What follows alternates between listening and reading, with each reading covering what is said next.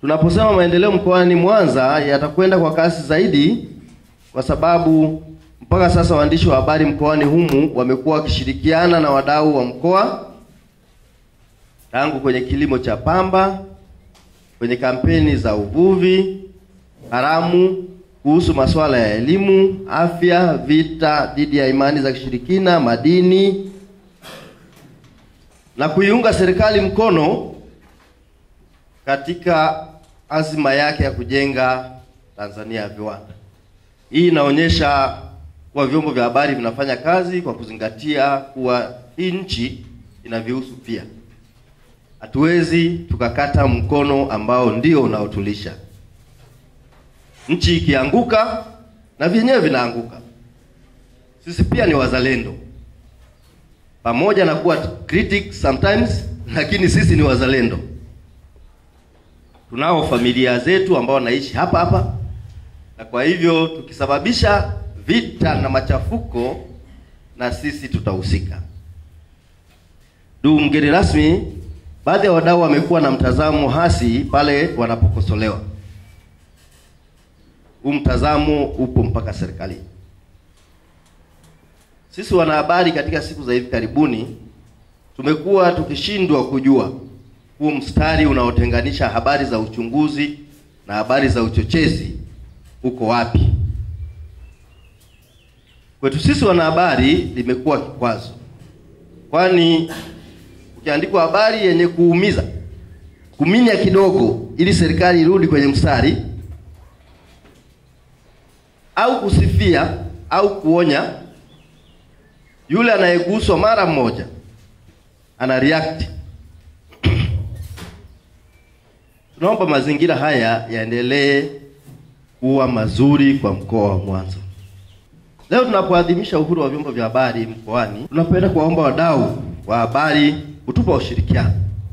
Ndugu mgeni rasmi, tunapozungumzia uhuru wa vyombo vya habari kubinywa, kukwazwa na wadau mbalimbali, ukiachilia mihimili mitatu ya nchi, hapa nazungumzia uhuru wa habari kukwazwa na wamiliki wa vyombo vya habari. Nao wamekuwa kikwazo. Na wewe kwa sababu ni serikali, mwakilishi wa rais, ni lazima tukueleze ukweli huu. Waandishi wa habari hawa wanafanya kazi katika mazingira magumu zaidi. Ameajiriwa kwenye chombo cha habari, na kwa bahati nzuri mkoa wako umebarikiwa, una vyombo vingi sana vya habari. Tuna radio nyingi sana, tuna television. Lakini humu ndipo kuna tatizo. Kiwauliza hao waungwana, hao waandishi wa habari, wangapi wana bima za afya? Tutashangaa. Wangapi wanalipwa mishahara kwa wakati? Tutashangaa. Kwa sababu tuko hapa, nafikiri uje upande nafasi hiyo ya kufanya. Na wangapi wanalipwa mishahara ya haki? Sababu kulipa mshahara ni kitu kingine, na kulipa mishahara ya haki ni kitu kingine pia. Ni hapa kwenye mkoa wako, mkuu wa mkoa, ambapo kuna wafanyakazi wana miezi zaidi ya 15 hawajalipwa mishahara. Wanatakiwa wafanye kazi na wana mikataba, hawana bima za afya. Michango yao ya NSSF na PPF haiendi. Na huyu naye ni Mtanzania. Ninakuomba, kama wakulima wa pamba walivyokulilia kuhusu bei na pembejeo, ukawasikiliza kama wakazi wa mkoa wa Mwanza, hao waandishi wa habari nao ni watu wako. Ni lazima uone namna gani unawasaidia. Nafikiri alichokuwa anamaanisha mwenyekiti ni kwamba alitaka kusema tu kwa kifupi umuhimu wa sekta hii ya habari. Na mimi niseme, inawezekana mimi sio mtu mzuri sana kuzungumzia sekta ya habari, kwa sababu niliwahi kuishi kwenye sekta hiyo. Kwa hiyo wakati mwingine napata shida, nazungumza nikiwa tayari na jambo lingine kichwani mwangu, kwamba kwa Kiingereza wanasema opinion. Lakini kwa nafasi yangu nafikiri nina uhuru wa kusema.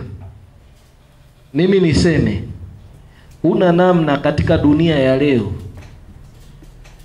ya level hii ya utandawazi tuliofikia, na level hii ya teknolojia tuliofikia, ukaishi bila sekta nzima ya habari. Na kwa ngazi ya maendeleo tuliofikia, sekta ya habari sasa wala sio ya kuitafuta au ya kukutafuta. Mawasiliano haya ya kidijitali na kielektroniki yametupeleka mahali ambako tusipokuwa waangalifu, kila mtu anaweza kudai kuwa mwanahabari. Wakati hii ni fani ambayo ina misingi yake, ina sheria zake, ina kanuni zake, na wala sio Tanzania tu, dunia nzima. Hii ni sekta kama sekta nyingine ambayo inahitaji uweledi. Kama unavyosema ualimu.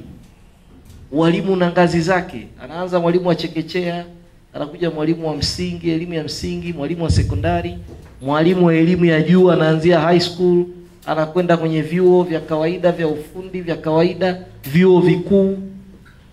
Na hata huko vyuo vikuu kuna ngazi mbalimbali. Kwa hiyo mimi ningesema changamoto kubwa na ambayo nimeiona kama mjadala wake utakuwepo. Changamoto kubwa ambayo wanahabari sasa ambao wako kwenye kazi yenyewe ya kupata habari na kutoa habari. Nafikiri tuna kazi kubwa ya kujitizama. Jinsi gani tunaenda na spidi hii ya mabadiliko ya teknolojia na uhitaji wa habari. Kwa sababu sasa uhitaji wa habari umekuwa mkubwa zaidi. Changamoto tunaoipata, jinsi gani ya kupata habari za uhakika. Hiyo ndio changamoto kubwa mimi naiona sasa. Habari tu zipo na spidi sasa imekuwa ni kubwa zaidi.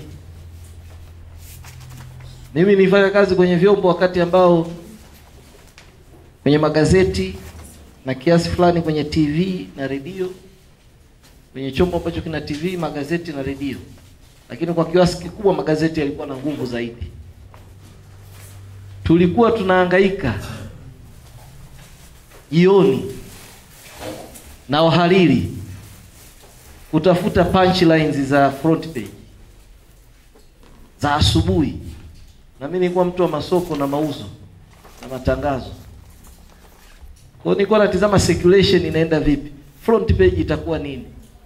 Sasa hivi front page usipoiweka vizuri utaumia. Kwa sababu wakati unasubiri utoke na front page, habari hiyo imeshatembea dunia nzima dakika 5 baada ya tukio husika kutokea. Kwa mimi natambua changamoto sekta ilionayo sasa.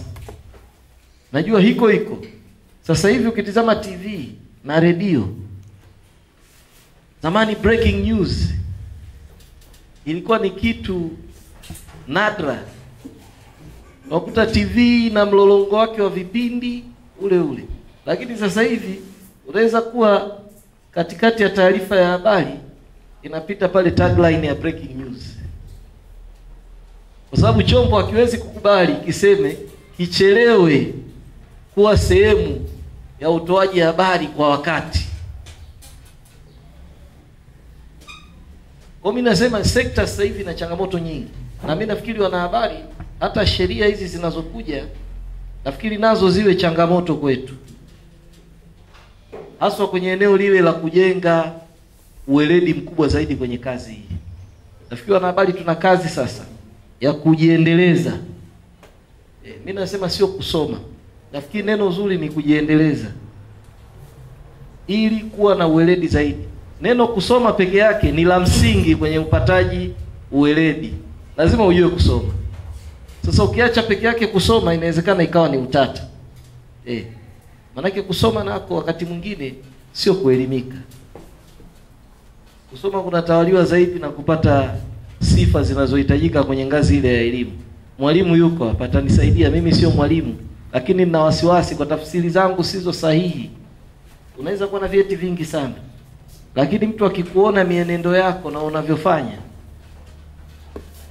inawezekana asijue kama kweli na akatia wasiwasi sifa zako unazozitaja. Na kuna mtu mwingine unaweza kumkuta ana sifa chache, lakini jinsi anavyoenenda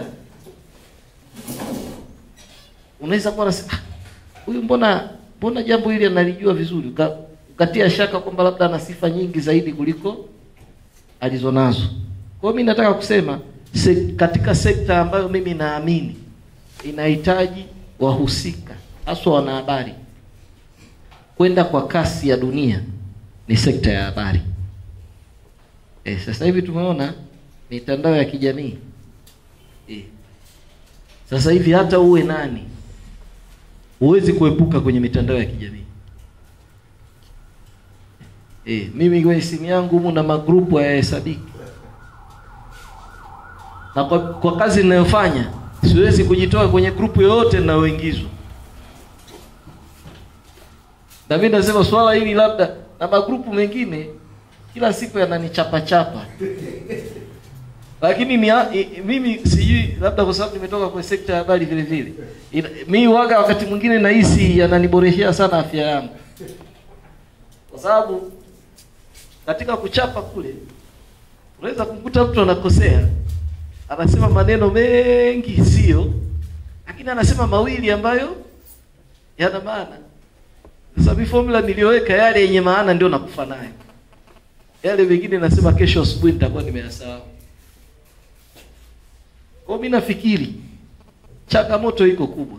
Na tatizo la mitandao hii ya kijamii sasa, uhakika wa habari nafikiri ni changamoto kubwa sana. Kwa sababu sasa hivi kila mtu anaweza kupata habari akairusha na ukaona hata uandishi wa captions zile, ukaona maelezo yanayotolewa jinsi ambavyo yanavyokuwa na utata, lakini uadilifu vile vile. Leo nilikuwa natizama wakati nakuja hapa kwenye grupu moja ambayo nipo, nikawa natizama picha dereva wa daladala Dar es Salaam kashuka akawa anapigana na abiria. Sijui kama kuna mtu kaiona. Wamepigana kweli kweli bwana. Yaani kama unatizama ngumi kwenye ulingo wa ngumi, yani professional. Lakini wale jamaa alafu wanaonekana kama wanajua kupigana vizuri. Manake wamepigana kwa muda, dereva kashuka kwenye basi, kaanza kupigana na yule jamaa, na ilikuwa sijui ni wapi, sijui ni Posta Dar es Salaam au ni wapi, sina uhakika. Alafu watu ni wengi, alafu watu wale wanazuia hamna kuwaamulia. Na wanawasindikiza wale jamaa wamepigana, wamezunguka basi, wamekuja upande wa pili, wanapigana mpaka katokea trafiki kuwashika. Sasa mimi sidhani kama taarifa zile zina afya sana kwa jamii kuwa zinarushwa kwa namna ile. Mimi naamini ingekuwa ni kazi ya mwanahabari professional, labda picha ile isingepata nafasi vile ilivyokuwa. Mimi niseme kama kuna matatizo ya wanahabari, mimi ningependa kushirikishwa. Kama kuna changamoto zinatukabili, ningependa kushirikishwa. Mimi ni mtu mmoja ambaye nisingependa kwenye mkoa ambao nipo sekta ya habari ikawa na malalamiko, kwa sababu baadhi ya watu watasema huyu mbona kama mwenzetu, alafu mbona kama sisi hatuendani. Si kwa maana ya kuendekezana, ila kwa maana ya kukuza sekta kwa umuhimu wake ili iweze kutoa mchango wake stahili kwa maendeleo ya mkoa. Na kama mwenyekiti ulivyosema, tuna waandishi wa habari 120 ukiacha wanafunzi. Mimi ningetegemea kwenye mkoa wetu habari zingekuwa zinaunguruma, na uzuri wa mkoa wetu una kila sekta ya kiuchumi nyeti kwa uchumi wa nchi. Sisi tuna madini, tuna uvuvi, tuna kilimo, tuna mifugo, tuna miundombinu. Sekta yetu ya elimu kwa ukubwa tu wa mkoa na idadi ya watu inaanza kwenye maeneo mengi sana. Kwa hivyo nasema mwanahabari anaweza kujikita kwenye eneo moja na akatoa habari ambazo kila mtu akiziona. Na sijafuatilia mashindano mbalimbali ya sekta ya habari kwa sasa. Lakini kama kuna miaka 2-3 iliyopita hapa nyuma, watu wa Mwanza walichukua sana awadi nyingi kwenye mashindano ya habari. Ndio maana nasema siku za karibuni hapa sijafuatilia. Lakini mimi naamini kilichokuwa kinawafanya washinde zile zawadi ni kwa sababu ya fursa ya kutengeneza habari na story ambayo mwanahabari akiamua kuingia deep inaweza kuleta tija kubwa sana kwa jamii. Kwa mimi niwaombe tuendelee na mwelekeo ule. Na Mwanza Press Club mimi nafikiri hili jukumu mnaweza kulibeba. Na mkaweza kwa kutumia wadau mbalimbali jenga uwezo kwa wanahabari wetu. Mimi naamini sekta ya habari si sekta ambayo unaweza kujifunza wakati mmoja na ukakaa ukasema mimi tayari. Yaani ni sekta inakwenda kwa spidi kubwa sana. Lazima ubadilike kwa spidi inayohitajika. Lakini mimi niseme usalama wa mwandishi kwa mujibu wa mada ulizostaja mwenyekiti. Usalama mimi nafikiri Mwanza hapa kwa maoni yangu kama mtu anayetakiwa kulinda usalama wa kila mtu na mali ya kila mtu. Usalama ni mkubwa zaidi kulinganisha na maeneo mengine. Lakini sidhani kama tunatakiwa kubweteka. Maana swala la usalama nalo linaenda kwa kila dakika. Naamini changamoto zipo. Na mimi naomba pale ambapo changamoto yoyote ya mwanahabari kiusalama itakapotokea tuwasiliane. Lakini ningeomba uadilifu liwe jambo kubwa sana. Kwa sababu mwanahabari kwa kuwa mwanahabari utenganishwi na sheria za nchi. Wewe ni mwananchi, ni raia, ni mtu wa kawaida. Kwa hiyo huwezi kufanya kama mwanahabari kinyume cha sheria za nchi. Ni kama mkuu wa mkoa, ni mkuu wa mkoa, lakini nikienda kinyume cha sheria napoteza ulinzi wa hadhi yangu. Sheria inachukua mkondo wake na ndio utaratibu wa nchi yetu. Hakuna aliyeko juu ya sheria. Kwa mimi niseme tu, lakini kama serikali mimi niwaahidi wanahabari kwenye kumlinda mwanahabari anapokuwa kwenye akitekeleza majukumu yake ya kimsingi kwa uweledi, hilo nao ni sehemu ya jukumu la serikali. Kama tunavyowalinda wadau wengine wote. Maana mwenyekiti umesema hapa, hebu tizama unavyotizama sekta zingine, tizama na sekta ya habari. Mimi nikuhakikishie mwanahabari anapokuwa kwenye kazi yake professional akakutana na changamoto na yeye anaamini hapa ninatekeleza majukumu yangu kwa weledi, hapo wote tutawajibika kumsaidia. Vyanzo vingi vinataka kumtumia mwandishi wa habari kadri vinavyoona kwamba inafaa na kwamba hii ndio sahihi. Ni mara chache sana unapokuwa na karibu na chanzo, afu chanzo kile kinakuachia wewe ufanye kazi kwa uhuru wako, kwa weledi wako na kwa maslahi ya wananchi. Wengi wanataka iwe hivyo. Kwa hiyo mahusiano yenu mara nyingi huwa ni mahusiano ya mashaka. Na ndio maana unapokuwa unafanya kazi kadri wao wanavyotaka, you become their confidant. You become their confidant. Rafiki, mwaminifu, mtekelezaji wa yale wanayotaka. Lakini unapokwenda kinyume chake, you become a traitor. Unakuwa msaliti. Kwa namna hiyo inabidi uchukuliwe kama msaliti. Unapokwenda kinyume chao na unaishi huku na huku, unakuhesabu double standard confidant.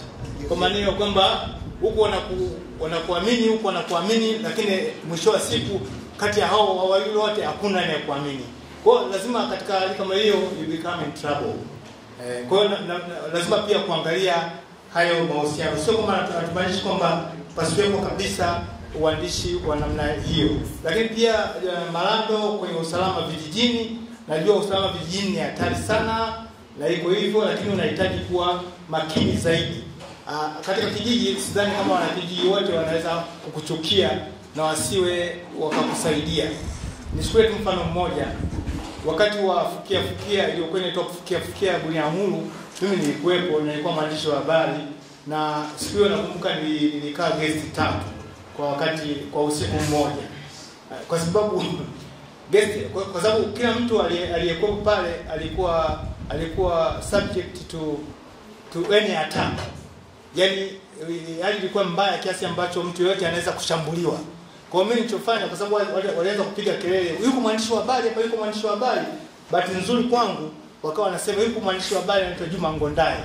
Kwa hiyo Juma Ngondaye amjui kwa sura, kwa hiyo na mimi wakawa wanajua ni Juma Ngondaye. Kwa hiyo nikawa nabishana nao barabarani. Kwa hiyo wakati huo kulikuwa hakuna umeme. Kwa hiyo nikaacha taa kwenye chumba changu kile, nikalipia, nikaenda guest nyingine, nikalipia, nikaenda guest ya 3 ndio nilolala, na nikaondoka saa 11 alfajiri na basi. Sometimes unabidi uwe na mbinu za ziada. Kwa sababu otherwise hakuna mtu mwingine anayekuja kuokoa maisha yako. Mtoto wa miezi 9 kwangu nyumbani kwangu ametekwa, naambiwa acha kufuata unachokifuata. Familia inalia, mke analia, ndugu analia, jamii inakwambia si uache hiyo kazi, kwani ukiwafuatilia mtoto wako atabaki salama. Uoga unaukwepea wapi?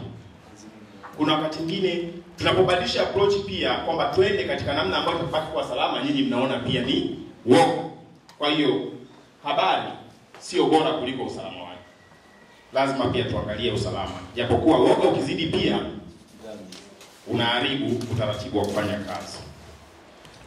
Sasa Ruta anasema kwamba kuna uandishi wa harakati alafu kuna habari zenye ukweli, tunaongozwa na ukweli. Kimsingi ukweli bado unapaswa kuwa ndio msingi muhimu sana katika uandishi wa habari. Na moja kati ya kanuni zetu tunatuambia ni kuwa wa kweli. Ukiwa mkweli ina maana itakusaidia katika uandishi wako. Sasa lakini si kila ukweli kweli unaweza kuandikwa. Nadhani tumefundishwa. Huwezi kuandika ukweli unaosema kwamba kikosi cha anga Mwanza ndege zake zote ni mbovu. Ni ukweli, lakini unaandika kwa faida ya nani? Unamsaidia adui yako atambue kwamba kwako ndege zako ni mbovu ili aje kutandike kesho. Akikupiga wewe utaishi wapi ndani kama kuna vita? Nakubaliana, sio kila ukweli unapaswa kuandika, lazima tuwe makini, tuzingatie maadili yetu. Dada Flora, hakuna mwandishi ambaye ameweza kufuata maadili na akabaki salama. Hayo maadili unaosema uyafuate ili uwe salama, walioshambuliwa wote walifuata maadili pia. Azori amekiuka maadili gani? Azori amekiuka maadili gani mpaka leo hatumuoni? Mwangosi mpaka anapigwa bomu pale. Aliwakosea nini polisi ambao ni kinyume na maadili ya uandishi wa habari? Wakamua kwa kumpiga bomu kiasi kwamba mwili wake ukachanika namna ile kama nguo. Unazungumzia maadili gani tuyafuate?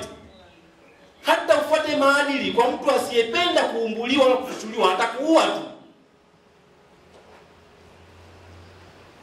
Hatuwezi kusema tufuate maadili. Wao wanaopigwa wote kwani wamekiuka maadili? Maadili gani wamekiuka? Pengine labda ufanye research uje utuambie fulani alipigwa kwa sababu hakufuata maadili na fulani aliuawa kufuata maadili. Kama hatuna utafiti ni vema tukatulia kidogo. Unapotaka kumwambia Kapole, basi kuna lugha ya kumwambia, lakini kumwambia Kapole umejinyea, shambulia tu. Kwa hiyo hata kama ni watawala unaweza ukasema lakini mheshimiwa hapa naona kidogo hivi na hivi, tutumie lugha nzuri. Kwa awamu hii tusifichane.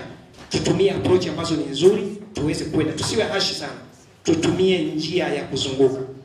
Alafu Mafuta alizungumza vyombo vya habari vimekuwa na kaliba ya kutafuta taarifa, utawala wa sheria upo. Okay, ili swala hili sitaki kuhukumu sana, kuna pande mbili. Vyombo vya habari vyenyewe na serikali tumekuwa kidogo hatuelewani, lakini tulishatengeneza maazimio 15 ambayo yatamaliza matatizo yote haya ambayo leo tunayajadili. Twende Kapole, waandishi wa habari wamekuwa waoga wafuatilii changamoto. Wakati natoa mada yangu nilizungumza, kuna approach nilizungumzia pale. Kuna theory wanasema there is no worth story that your life. Kwa hiyo tunamwachia mwandishi mwenyewe, anapoona mazingira mengine si sahihi zaidi, anaweza akaepusha maisha yake. Kwa hiyo hapa akiliza kuambiwa changanya na zako. Tunawapenda sana waandishi wetu wakati mwingine, japokuwa sio dhambi kwamba wasiandike. Magabe, waandishi wa habari sawa, amezungumzia maadili na sheria. Ni kweli tufuate maadili na sheria, lakini sheria nyingine hazitekelezeki. Kuna sheria statistic ambayo ipo, lakini sheria inamuumiza mwandishi wa habari. Inamwambia hivi, ukiandika habari yenye takwimu zisiwe zikawa sizo sahihi, anayechukuliwa hatua ni yule, unachukulia hatua ni wewe ulioandika, sio aliyokupa. Ni ukandamizaji. Takwimu amekupa mkurugenzi labda wa jiji la Mwanza, na kama zimekosewa, kama mimi nitachukuliwa hatua na yeye achukuliwe hatua. Kwa hiyo hii tulilalamikia na very soon tunafungua kesi ya hiyo. Costa aliuliza tuishi kutokana na mifumo na tusiripoti tukio, tusiende kwa matukio. Okay, tunakubaliana. Wamiliki wa vyombo vya habari, amegusa simu yake, wamiliki wa vyombo vya habari wana matatizo. Tulikana waziri tukakubaliana kwamba kuna mkakati unakuja kupitia Media Services Act ya wamiliki wa vyombo vya habari, kama wasipokuwa na uwezo wa kuwalipa waandishi wa habari wafunge vyombo vyao. Kwa hiyo tunahitaji kuja kuwa na sheria ambayo itaisapoti hii sheria, au kuja kuwa na kanuni ambazo zitaisaidia hii sheria kutake place ili waandishi wetu waishi kwenye mazingira mazuri.